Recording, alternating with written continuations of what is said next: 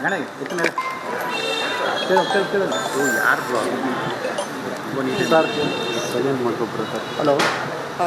ಭಾರತೀಯ ಜನತಾ ಪಕ್ಷದ ರಾಜ್ಯಾಧ್ಯಕ್ಷರು ವಿಜೇಂದ್ರ ಅವರು, ಅವ್ರ ಜೊತೆಗೆ ಮಾಜಿ MLA ಪ್ರೀತಮ್ ಗೌಡ ಅವರು ಮತ್ತು ಮಂಜು ಅವರು ಎಲ್ಲ ಬಂದು ಮಾತಾಡಬೇಕು ಅಂತ ಇಲ್ಲಿಗೆ ಬಂದರು.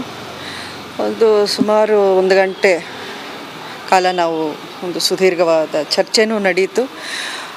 ಅವರ ಭಾವನೆಗಳು, ಅವರ ನಿರೀಕ್ಷೆ ಏನಿದೆ ಅವರು ವ್ಯಕ್ತಪಡಿಸಿದ್ರು. ನನ್ನ ಕನ್ಸರ್ನ್ಸ್ ಏನಿದೆ ನನ್ನ ಜಿಲ್ಲೆಯ ಬಗ್ಗೆ ಅಥವಾ ಈ ಒಂದು ಚುನಾವಣೆ ಬಗ್ಗೆ ಅದನ್ನು ನಾನು ಅವ್ರಿಗೆ ಎಕ್ಸ್ಪ್ರೆಸ್ ಮಾಡಿದ್ದೀನಿ. ಪಾರ್ಟಿಗೆ ನಿಮ್ಮ ಸಹಕಾರ ಬೇಕು, ನೀವು ನಮ್ಮೊಂದಿಗೆ ಇರಬೇಕು, ಪಾರ್ಟಿ ಜಾಯಿನ್ ಆಗಬೇಕು ಅನ್ನೋವಂಥ ವಿಷಯನ ನನ್ನ ಮುಂದೆ ಇಟ್ಟರು. ನಾಳೆ ದಿನ ನನ್ನ ಬೆಂಬಲಿಗರು ಒಂದಷ್ಟು ಜನ ಮಂಡ್ಯದಿಂದ ಇಲ್ಲಿಗೆ 1 ವಾರದಿಂದ ಬರಬೇಕು ಅಂತ ಕಾಯ್ತಿರೋರು ನಾಳೆ ಬರ್ತಾ ಇದ್ದಾರೆ. ನಾನು ಹೇಳಿದ್ದಿಷ್ಟೇ, ಯಾವುದೇ ನಿರ್ಧಾರ ನಾನು ತಗೊಳ್ಳುವಾಗ ಮೊದಲಿಂದಲೂ ನನ್ನ ಬೆಂಬಲಿಗರು, ನನ್ನ ಹಿತೈಷಿಗಳು ಮಂಡ್ಯದಲ್ಲಿ ನಮ್ಮ ಫಾಲೋವರ್ಸ್, ಸಪೋರ್ಟರ್ಸ್ ಯಾರಿದ್ದಾರೆ ಅವ್ರನ್ನ ಬಿಟ್ಟು ನಾನು ಯಾವುದೇ ನಿರ್ಧಾರ ತಗೊಳ್ಳಲ್ಲ. ಅವರ ಅಭಿಪ್ರಾಯ ಏನಿದೆ, ಅವರ ಭಾವನೆ ಏನಿದೆ ಈ ಸಮಯದಲ್ಲಿ ಅದನ್ನು ನಾನು ಕೇಳಬೇಕಾಗಿರೋ ಒಂದು ಕರ್ತವ್ಯ ನನ್ನದು. ನಾಳೆ ಅವ್ರು ಬರಲಿ, ಅವರಿಂದನೂ ಅಷ್ಟು ವಿಚಾರಗಳನ್ನು ನಾನು ತಿಳ್ಕೊತೀನಿ. ಅದಾದಮೇಲೆ ನೆಕ್ಸ್ಟ್ ನನ್ನ ನಿಲುವು ಏನೇ ಇರಲಿ ನಾನು ಮಂಡ್ಯದಲ್ಲೇ ಬಂದು ನಾನು ಘೋಷಣೆ ಮಾಡ್ತೀನಿ ಅನ್ನೋಂಥ ಮಾತನ್ನು ಅವ್ರಿಗೆ ಹೇಳಿದ್ದೆ. ಮೇಡಮ್, ಈಗ ನೀವು ರಾಜಕಾರಣ ಬೇಕಾದ್ರೆ ಬಿಡ್ತೀನಿ, ಮಂಡ್ಯ ಬಿಡಲ್ಲ ಅನ್ನೋ ಒಂದು ಸ್ಲೋಗನ್ ಇಟ್ಕೊಂಡಿದ್ರಿ, ಬಿಡಲ್ಲ ಅಂತ. ಈಗ ನೇರವಾಗಿ ಕುಮಾರಸ್ವಾಮಿಯವರಿಗೆ ಟಿಕೆಟ್ ಘೋಷಣೆ ಆಗಿರೋದು. ಈ ಸಂದರ್ಭದಲ್ಲಿ ನಿಮ್ಮ ಮುಂದಿರುವಂಥದ್ದು ಒಂದು ಅವರಿಗೆ ಸಪೋರ್ಟ್ ಮಾಡಬೇಕು, ಇಲ್ಲ ನೀವು ಪಕ್ಷೇತರವಾಗಿ ಅಥವಾ ಹಿಂದೆ ನಿಂತ ರೀತಿಯಲ್ಲಿ ನಿಲ್ಲಬೇಕಾಗುತ್ತೆ. ನಿಮ್ಮ ನಿಲುವೇನು? ಅವ್ರು ಕೊಟ್ಟಿರುವಂಥ ಭರವಸೆಗೆ ಏನಾದರೂ ಕೂಡ ನೀವು ಮನ್ನಣೆ ಕೊಟ್ಟು BJPಯಲ್ಲೇ ಸಪೋರ್ಟ್ ಮಾಡ್ತೀರಾ, ಹೇಗೆ? ಅಲ್ಲ, ಈಗ BJP ಸಪೋರ್ಟ್ ಅನ್ನೋದು ಒಂದು ಕಡೆ, ನಾನು ಹೇಳೋದಲ್ಲ, ನನ್ನ ಸಪೋರ್ಟರ್ಸು, ನನ್ನ ಬೆಂಬಲಿಗರು ಅವರೇನು ಹೇಳ್ತಾರೆ ಅನ್ನೋದು ಫಸ್ಟ್ ಕೇಳಬೇಕಾಗಿರೋ ಆದ್ಯತೆ ನನಗೆ. ಫಸ್ಟ್ ಅದು ನನ್ನ ಪ್ರಯಾರಿಟಿ. ನಂತರ ನನ್ನ ನಿಲುವೇನು ಅನ್ನೋದು ನಾನು ಸ್ಪಷ್ಟವಾಗಿ ನಾನು ಮಂಡ್ಯದಲ್ಲೇ ತಿಳಿಸೋಕ್ಕೆ ನಾನು ಇಷ್ಟಪಡ್ತೀನಿ ಈ ಸಮಯದಲ್ಲಿ ಅನ್ನೋದಕ್ಕಿಂತ. ಎಲ್ಲವೂ ಅಲ್ಲೇ ನಾನು ಕ್ಲಾರಿಟಿ ಕೊಡ್ತೀನಿ. ಅಲ್ಲಿ ನನ್ನ ಬೆಂಬಲಿಗರ ಮುಂದೆ ಮಂಡ್ಯ ಜನತೆ ನನಗೆ ಆಶೀರ್ವಾದ ಮಾಡಿ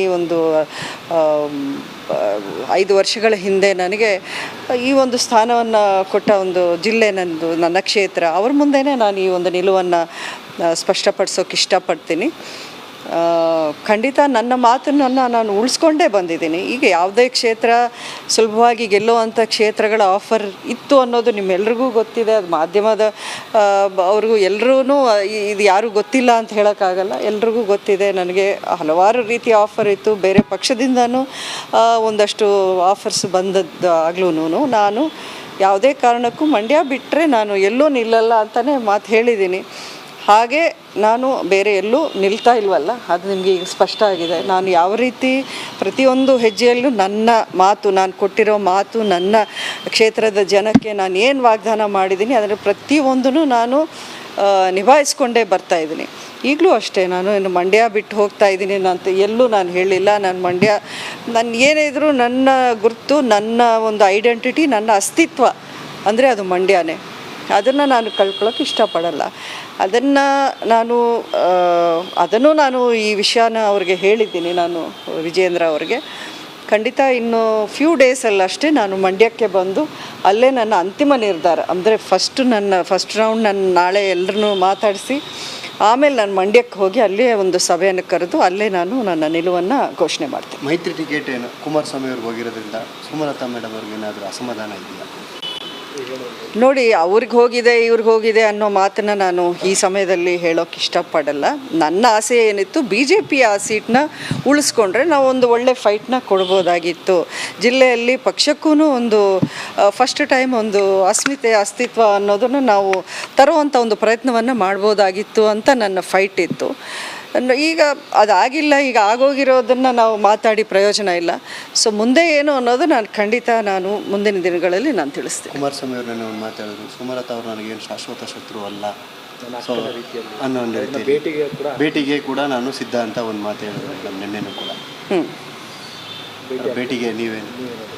ಅಲ್ಲ ಭೇಟಿಗೆ ನಂದೇನು ಆಕ್ಷೇಪನೂ ಇಲ್ಲ, ಅದರಲ್ಲೇನು ನನಗೇನು ತೊಂದರೆನೂ ಇಲ್ಲ. ಭೇಟಿ ಮಾಡೋದು ಯಾರೇ ಇದು ಅಂಬರೀಷ್ ಅವ್ರ ಮನೆ, ಯಾರೇ ಬಂದ್ರೂ ಅವ್ರಿಗೆ ಯಾವ ರೀತಿ ಗೌರವ ಕೊಟ್ಟು ನಾವು ರಿಸೀವ್ ಮಾಡ್ತೀವಿ ಅನ್ನೋದು ಈಗಲ್ಲ, ಮೊದಲಿಂದ ಅದನ್ನೇ ನಾವು ನೋಡಿ ಕಲಿತು ಬಂದಿರೋದು. ನಮ್ಮ ಮನೆಗೆ ಯಾರೇ ಬಂದ್ರೂ ನಮಗೆ ಅದು ಸ್ವಾಗತನೇ, ಅವ್ರಿಗೆ ಅಷ್ಟೇ ಗೌರವದಿಂದ ನಾವು ರಿಸೀವ್ ಮಾಡ್ತೀವಿ.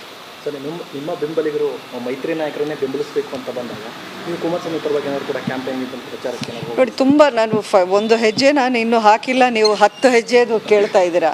ಇವೆಲ್ಲದಕ್ಕೂ ನಾನು ಕ್ಲಾರಿಟಿ ಮಂಡ್ಯದಲ್ಲೇ ಕೊಡ್ತೀನಿ. ನಾರಾಯಣಗೌಡರು ಕೂಡ ಒಂದಷ್ಟು ವಿಚಾರಗಳ ಬಗ್ಗೆ ಮಾತನಾಡಿದ್ರು ಮೇಡಮ್, ನಿಮ್ಮ ಗಮನಕ್ಕೆ ಇರುತ್ತೆ ಅನ್ಕೋತೀನಿ. ಯಾವುದು ಹೇಳಿ? ವಿಚಾರದಲ್ಲಿ ಮೈಸೂರು ಫ್ಯಾಕ್ಟ್ರಿ ವಿಚಾರದಲ್ಲಿ ನನ್ನ ಒಂದಷ್ಟು ಕಾರ್ಯ ಕೂಡ ಇದೆ. ಸುಮಲತಾ ಅವರು ಒಬ್ಬರೇ ಅಲ್ಲ, ನಾನು ಕೂಡ ನಿಂತು ಮಾಡ್ತಿದ್ದೆ ಆ ಟೈಮಲ್ಲಿ ಅಂತ ಹೇಳ್ತಾ ಇದ್ದೆ. ಅಲ್ಲ, ನಾನು ಫಸ್ಟ್ ಮೈ ಶುಗರ್ ವಿಷಯದಲ್ಲಿ ನಾನು ನನ್ನ ಒಂದು ಪ್ರಯತ್ನ ಆರಂಭ ಮಾಡಿದಾಗ ನಾರಾಯಣಗೌಡರು ಇನ್ನೂ ಆವಾಗ BJP ಪಕ್ಷಕ್ಕೆ ಸೇರಿಕೊಂಡು ಇಲ್ಲ, ಮಿನಿಸ್ಟ್ರು ಆಗಿರಲಿಲ್ಲ. ಅವ್ರ ಪ್ರಯತ್ನ ಅಂದರೆ ಅವ್ರ ಸಪೋರ್ಟ್ ಇದ್ದೇ ಇದೆ, ನಾನು ಅದನ್ನು ಇಲ್ಲ ಅಂತ ಇಲ್ಲ. ಎಲ್ಲರೂ ಸಪೋರ್ಟ್ ಮಾಡಿದ್ರೇ ಅಂಥ ಒಂದು ದೊಡ್ಡ ವಿಷಯ ಆಗೋದು.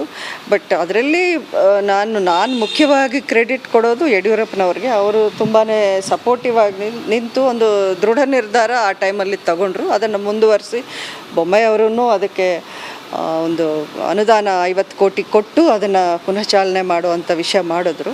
ಇದರಲ್ಲಿ ಎರಡನೇ ಮಾತಿಲ್ಲ. ಮೇಡಮ್, ವಿಜಯೇಂದ್ರ ಅವರು ಬೇರೆ ಆಫರ್ ಕೊಡ್ತಾರೆ, ಭವಿಷ್ಯದಲ್ಲಿ ಅವರಿಗೆ ಒಳ್ಳೆ ಇದಿದೆ ಅಂತ ಹೇಳಿದ್ರು ಮಾತನಾಡೋದು. ಈಗ ಈ ಸೀಟನ್ನು ಬಿಟ್ಟು ಬೇರೆ ಏನಾದರೂ ಆಫರ್ ಕೊಟ್ಟಿದ್ದಾರೆ? ಅಲ್ಲ, ಈ ಸೀಟನ್ನು ಬಿಟ್ಟು ಬೇರೆ ಆಫರ್ ಅಂದರೆ ಲೋಕಸಭಾ ಸೀಟ್ ಬಿಟ್ಟು ಬೇರೆ ಏನಾದರೂ ರಾಜ್ಯಸಭಾ ಮುಂದಿನ ದಿನಗಳಲ್ಲಿ ಭವಿಷ್ಯ ಇದೆ, BJPಯಲ್ಲಿ ಇದ್ದರೆ ಇಲ್ಲ, ಆ ರೀತಿ ನಾವು ಮಾತಾಡೋ ಇಲ್ಲ, ಆ ರೀತಿ ಕೇಳೋ ಅಭ್ಯಾಸನೂ ನನಗಿಲ್ಲ. ಆ ರೀತಿ ಕೇಳಿ ಪಡ್ಕೊಳ್ಳೋ ಒಂದು ಅಭ್ಯಾಸ ಇದ್ದಿದ್ರೆ ಆ ಕಥೆನೇ ಬೇರೆ ಥರ ಇರ್ತಾ ಇತ್ತು. ಇವತ್ತು ನೀವು ಇದನ್ನೆಲ್ಲ ಕೇಳ್ತಾನೆ ಇರಲಿಲ್ಲ ನಾನು ಮುಂದೆ ನಿಂತು. ಓಕೆ.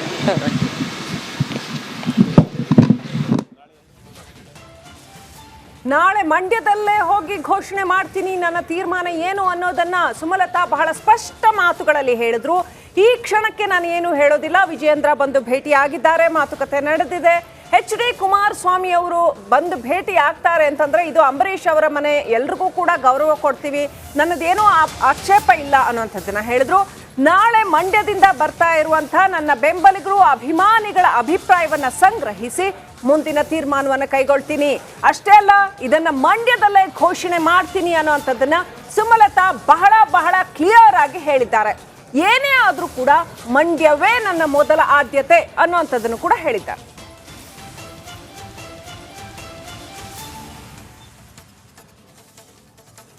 ರಣಕಣದ ಬಾಗಲಕೋಟೆಯ ಚಿತ್ರಣದ ಬಗ್ಗೆ ನಾವು ಮಾತಾಡ್ತಾ ಇದ್ವಿ. ಇಬ್ಬರು ಮುಖ್ಯಮಂತ್ರಿಗಳನ್ನ 4 ಜನ CMಗೆ ನೆಲೆಯನ್ನ ಕೊಟ್ಟಂತ ಕ್ಷೇತ್ರ ಬಾಗಲಕೋಟೆಯಲ್ಲಿ 24ರ ಈ ಚುನಾವಣೆಯ ಒಂದು ಹಣಾಹಣಿ ಹೇಗಿದೆ ಅನ್ನೋದಕ್ಕೆ ಒಂದು ರಿಪೋರ್ಟ್ ಇದೆ, ಬನ್ನಿ ನೋಡೋಣ.